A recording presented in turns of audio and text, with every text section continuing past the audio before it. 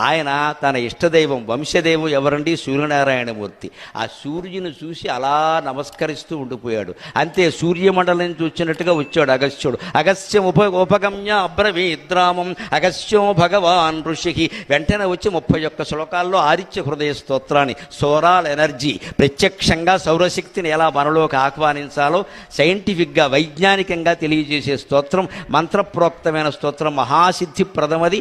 అనారోగ్యంతో ఉన్నవాళ్ళు, కార్యాలు సాధించలేమనుకున్న వాళ్ళు ఆదిత్య హృదయాన్ని నిత్యము భక్తితో సూర్యనారాయణమూర్తికి నమస్కారం చేసి పఠనం చేయండి. అసాధ్యమైన కార్యాలు కూడా అవుతాయి, సందేహం ఎలా. ఆదిత్య హృదయానికి ఆ శక్తి ఉంది ఖచ్చితంగా. ఓపిక, ముఖ్యంగా శరీరంలో ఓపిక తగ్గింది, సత్తువు లేదు అంటే సూర్యనారాయణమూర్తి కాసేపు ఎండలో నుంచున్నప్పుడు ఆరోగ్యం వస్తుంది. ఆదిత్య హృదయం వెంటనే చదవగానే వాల్మీకి ఏమంటాడు అంటే, చదవక ముందేమో యుద్ధం కోసం నిలబడ్డాట, తర్వాత ఏమో రమణ ఎవడో రావణాసురుడు జయాయ సముపస్థితం, నేను జయించి తీరతా అన్న ఉత్సాహం వచ్చింది.